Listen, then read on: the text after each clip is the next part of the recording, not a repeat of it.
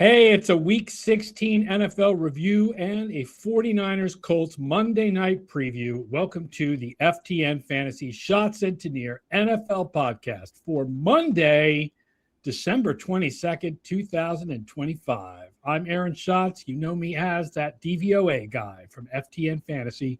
He is Mike Tanier, and you know him from his Substack at miketanier.substack.com. And we are here to talk about the week of the ginormous comeback.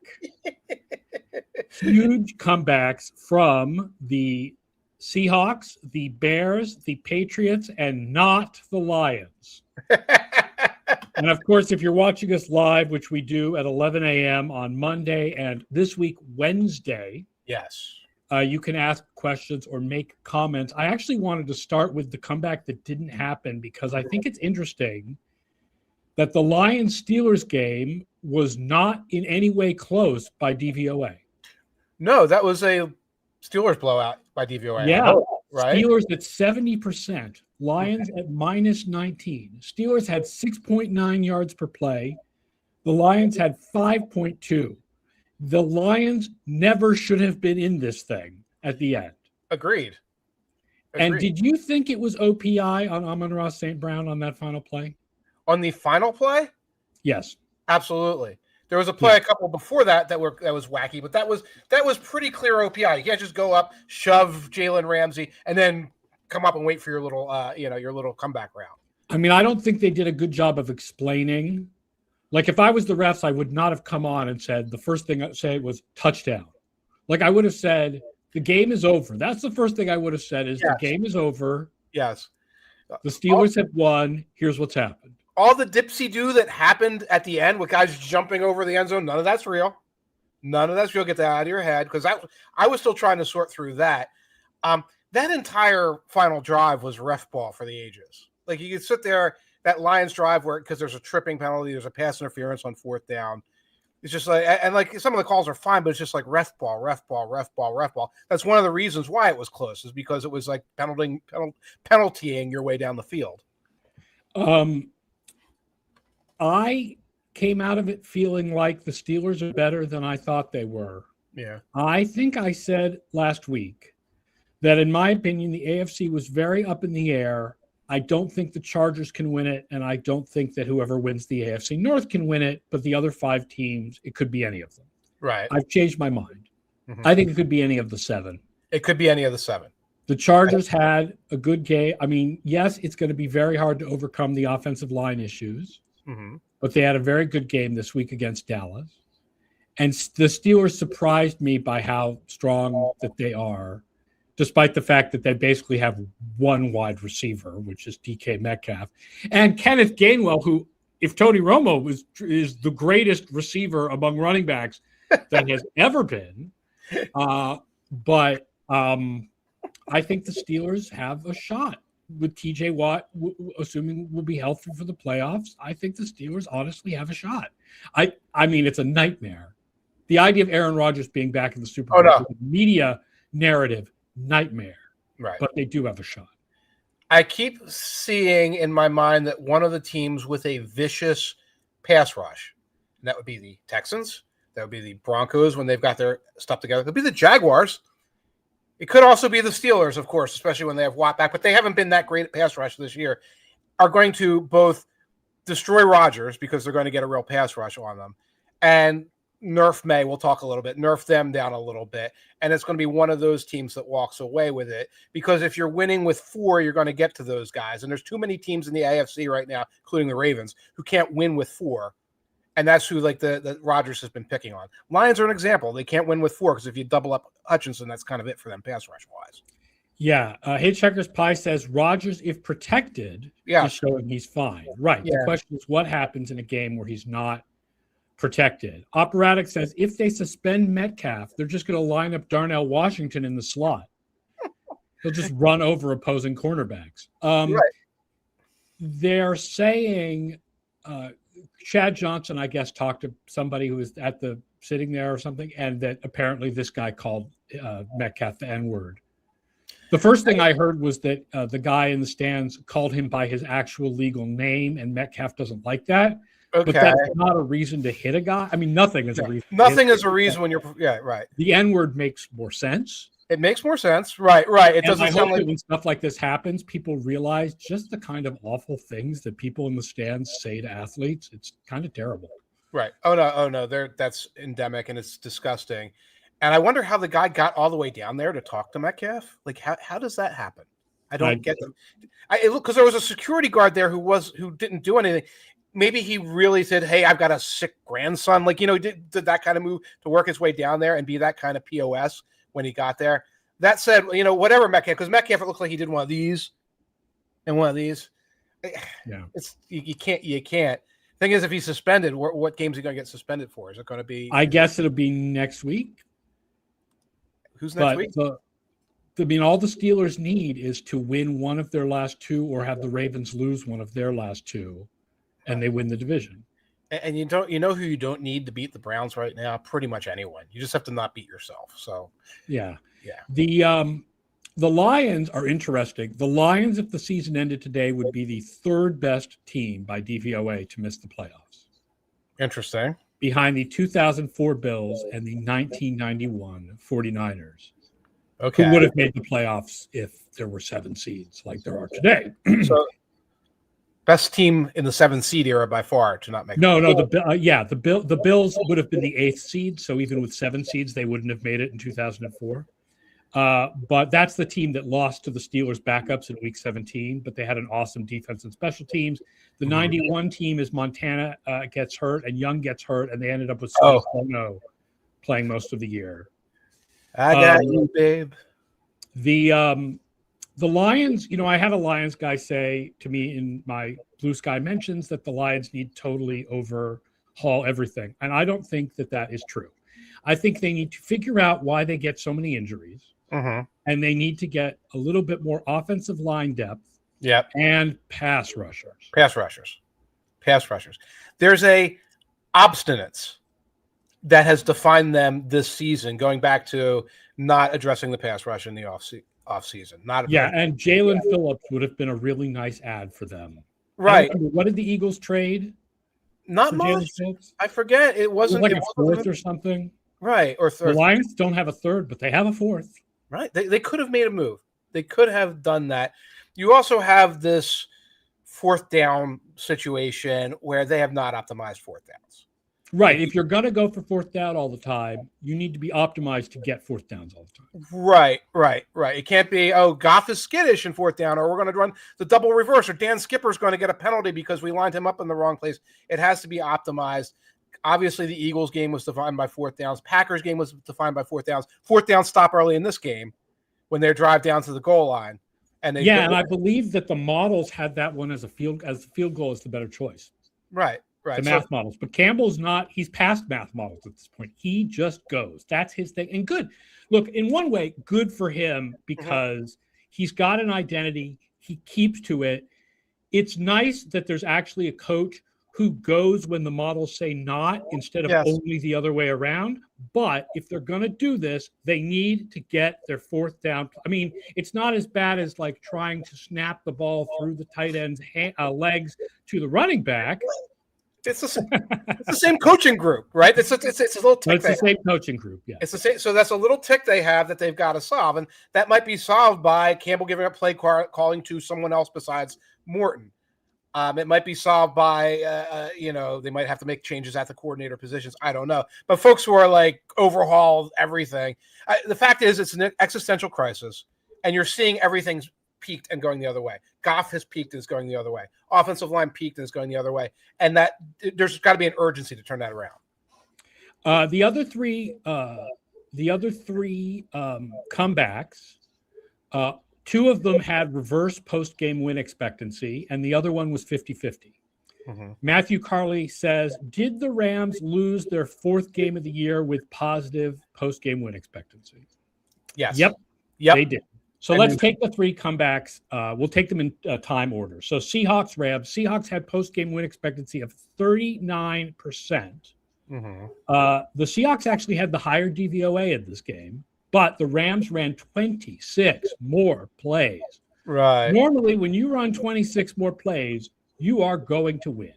Right. Stafford had the best DYAR game of the year for a quarterback once you adjust for the quality of the Seahawks defense. Wow. But we knew the Rams special teams were the problem, and we knew the Seahawks special teams were good. And this is, if I can take a little bit of a victory lap, why it is good that unlike most other advanced metrics on the internet, I do include special teams because they are less predictive than offense and defense, but they still do predict something. Yeah, the Seahawks are good at it, and the Rams are not. Right. They're less predictive, but not unpredictive. And it was number 2 in the league versus number 27 or something like that in the league. And you got a coach fired. And number 2 in the league with a number that normally would be number 1. The Jets and Seahawks both would be among the top 10 special teams ever if the season ended today. Both special teams units. And you had one team that said, let's maximize our special teams by bringing in a return man. The other team that's like, we knew we had a problem. We better change kickers. We better change kickoff specialists. And it didn't really keep. So you can tell the teams are doing these things to optimize it.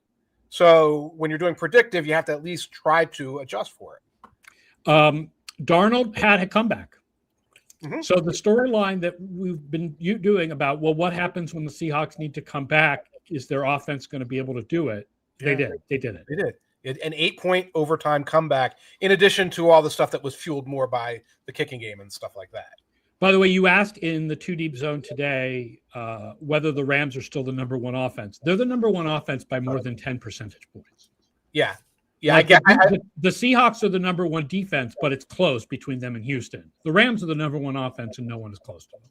Right. I was going to text you and ask you that. I feel like, it's fine. I know how these things go. No, not surprising at all. But the Seahawks are now Super Bowl favorites because they're the favorites for the 1 seed. Even though I know we're all still feel like Darnold may turn into a pumpkin when we get to the playoffs. They are going to be the 1 seed, which means they get the home field advantage. And my numbers think that the Rams and Seahawks are way better than the rest of the league. So they're Super Bowl favorites. The team that always gets it done in the playoffs ain't in the playoffs this year. The other team here in Philadelphia that gets it done in the playoff looks like, so you might have to trust a team that doesn't get it done in the playoffs because that's kind of all that's left. Real quick, Seahawks are DVOA Super Bowl favorites. Rams are plus 400, Seahawks plus 500, Bills plus 850 right now. Those are your front runners in the actual. We'll get to the percentages in a little bit, but the DVOA suggests to put money on almost every other team in the AFC besides the Bills. I know that there's this trust in the Bills that there isn't in the other teams, but if you look at the seeding and how well teams have played, the Bills do not necessarily have a great chance to move on. I understand. I watched that Browns game. And they almost lost to the Cleveland freaking Browns. We're looking for ways to self-destruct. Let's come up with a new, interesting way to self-destruct. The game ends. I come home. I sit at my desk. Well, obviously, the Bills could make the Super Bowl. My brain gets wiped, because of Josh Allen. There's this feeling that when they get to the playoffs, Josh Allen will just raise his game, and all the attempts to self-destruct that the rest of the team has won't matter anymore. I think the problem is his game is already raised. His game is raised. Everyone else has to raise their game, and we're waiting. Bears-Packers. Bears post-game win expectancy was 38%. They also had the higher DVOA in this game, but the Packers had more plays and fewer penalties.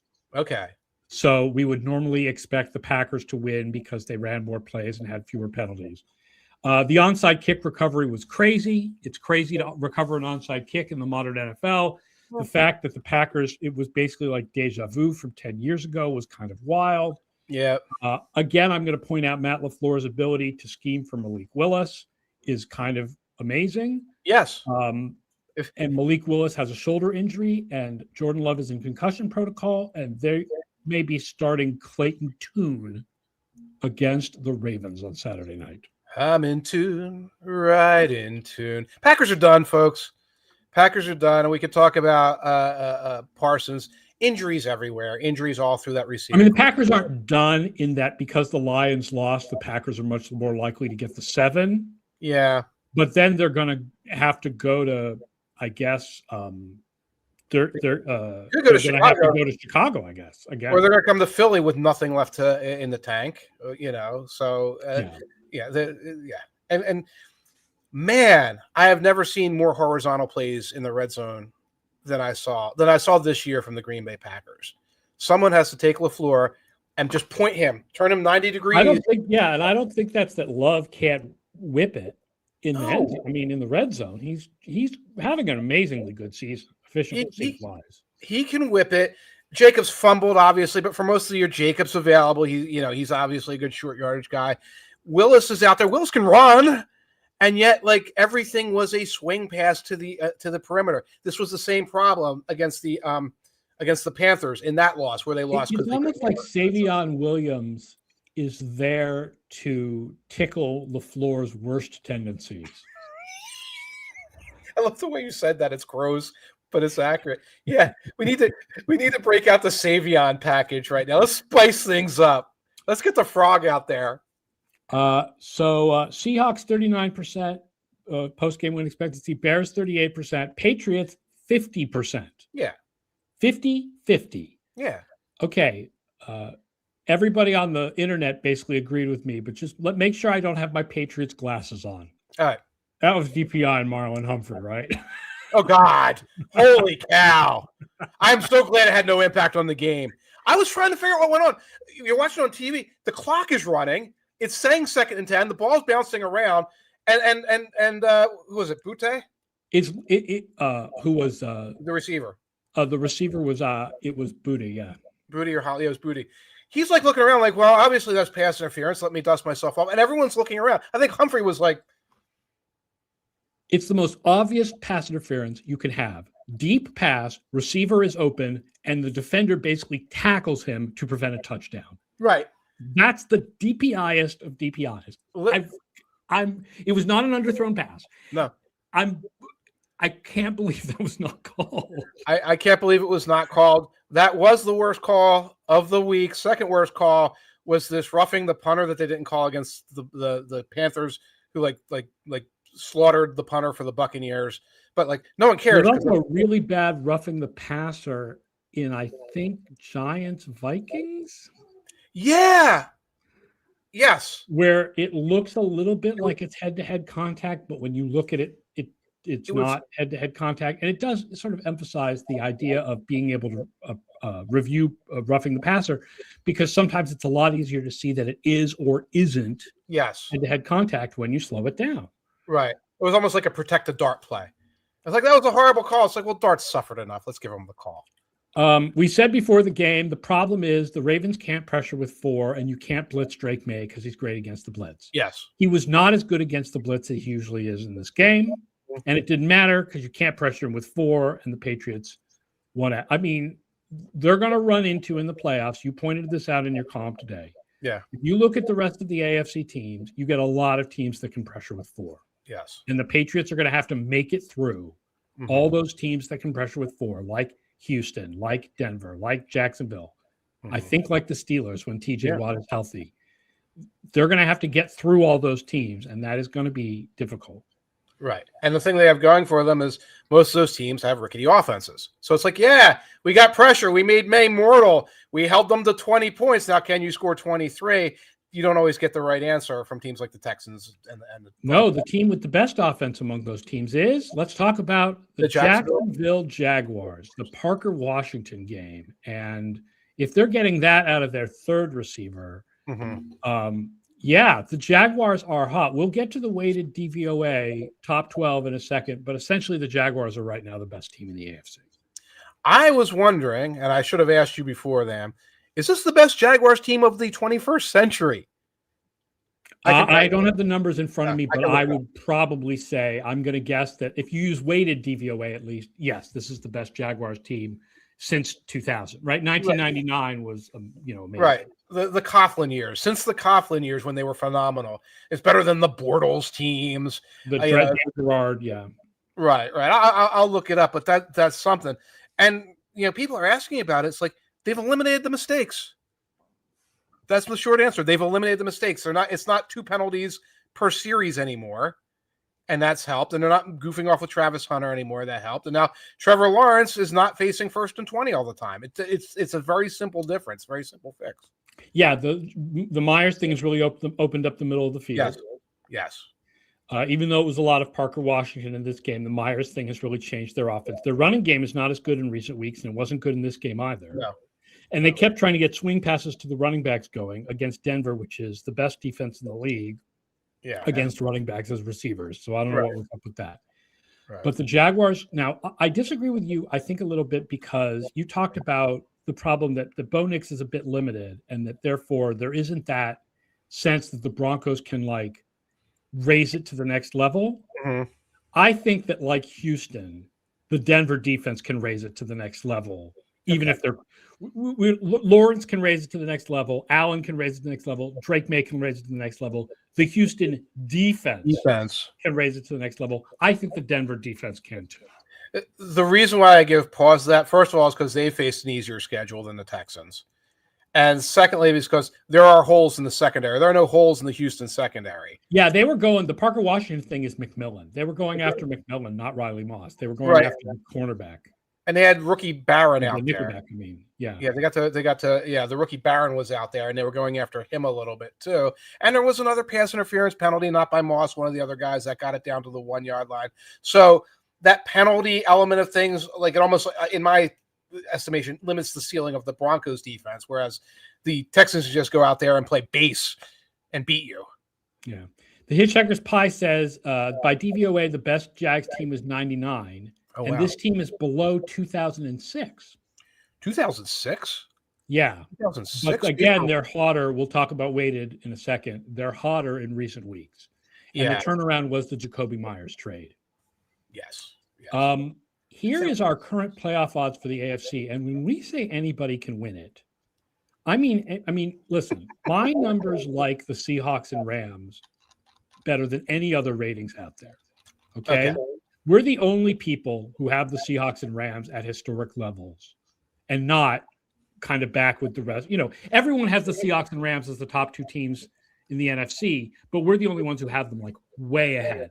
But in the AFC, it is anybody's game. Here's our current playoff odds. Denver, 27. Jacksonville, 22. New England, 16. Pittsburgh, 11.5. Houston, 10.5. Buffalo, 7. Chargers, 6.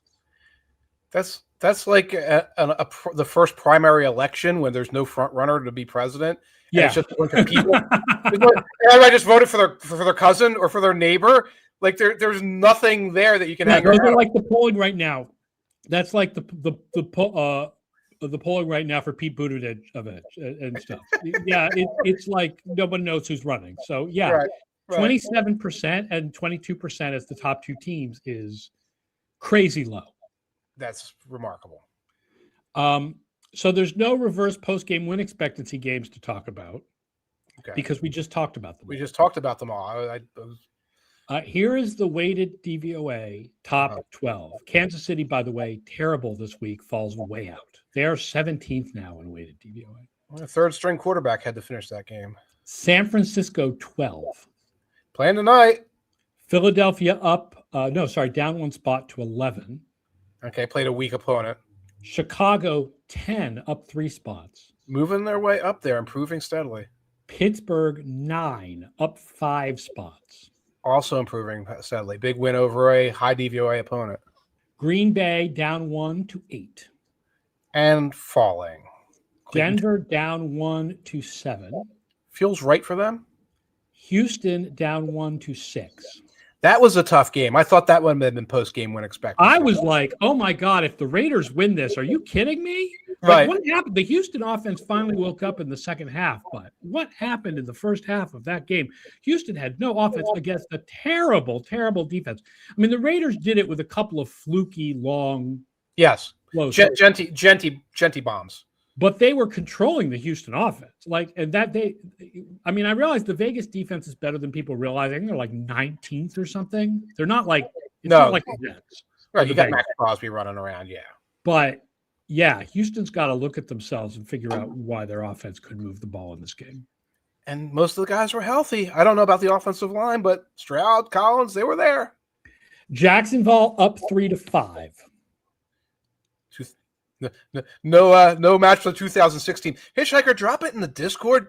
2006? They went 8-8 that year. But anyway, let's not derail the podcast. And the Colts, the 2006 Jags are on the list of the best teams to ever miss the playoffs. Okay. 8-8 team, though. Goodness. 2000 number 4 is the Colts.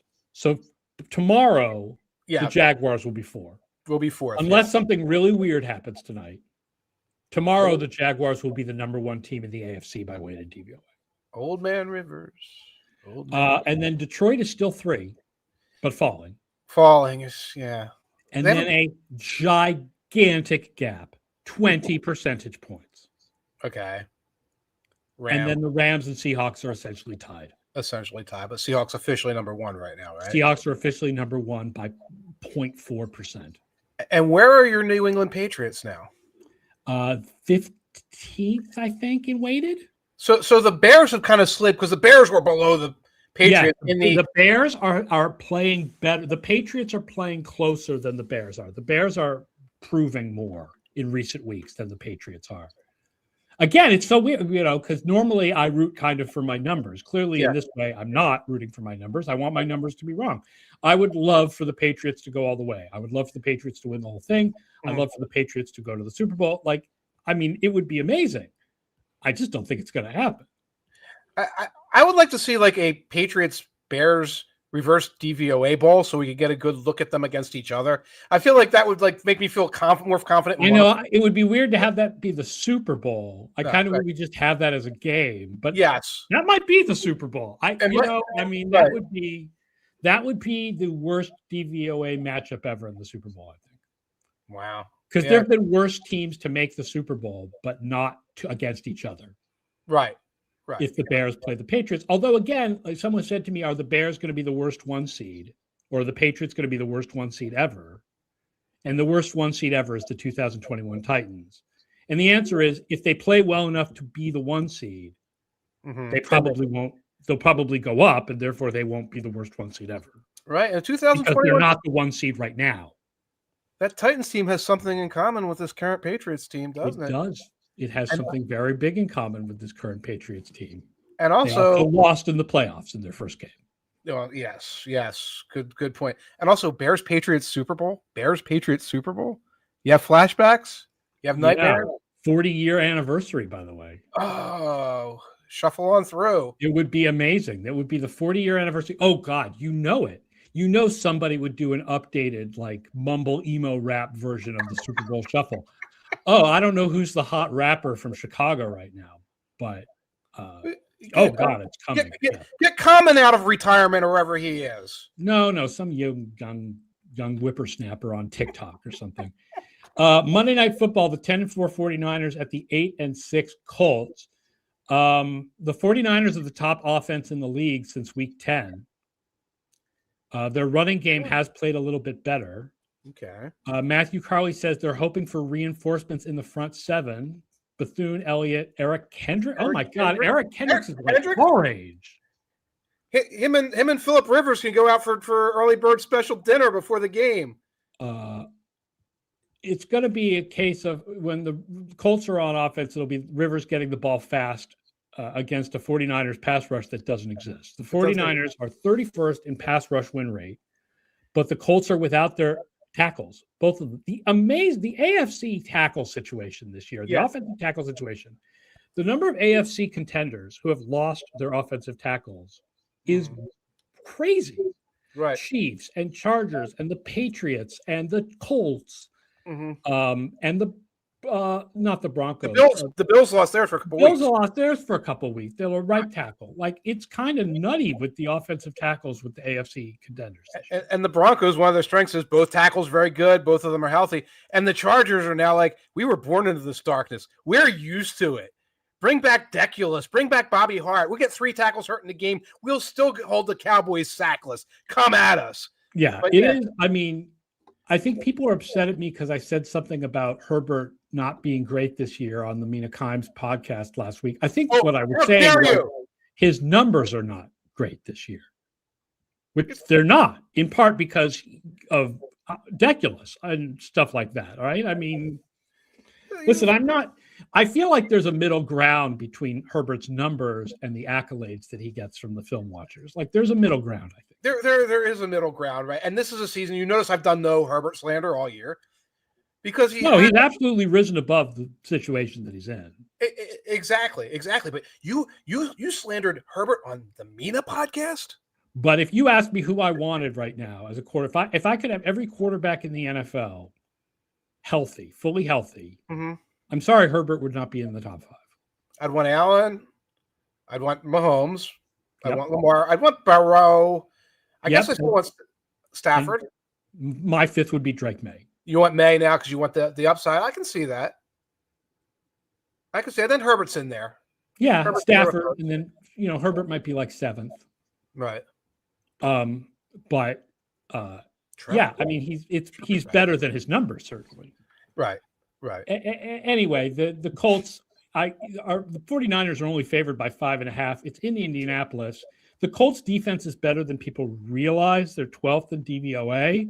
But again, this is the best pass offense in the game since week 10. Right. And Phillip Rivers, I know there's not going to be a lot of pass pressure, but he's not getting the ball. There's no Alec Pierce deep shots coming here. There's no deep shots. They'd have to scheme a deep shot up with absolute max protect. I think there's the house. A lot of people in the public didn't watch the game, heard, they almost beat the Seahawks. Very borrowed time. Rivers is on very borrowed time back there. Also, both corners are out at this point. Sauce and Ward are out for the Colts. Yes. Both tackles are out. This 5.5. I'm going to just hammer the Niners. Same here. All right. That does it for the show, folks. Thank you all for watching and listening. And we will be back on Christmas Eve next 2 weeks. The preview shows will be Wednesday rather than Thursday. So Christmas Eve at 11 a.m. Eastern and then New Year's Eve also at 11 a.m. Eastern. He's Mike Tanier. I'm Aaron Schatz. So long, folks. We'll talk to you again on Wednesday.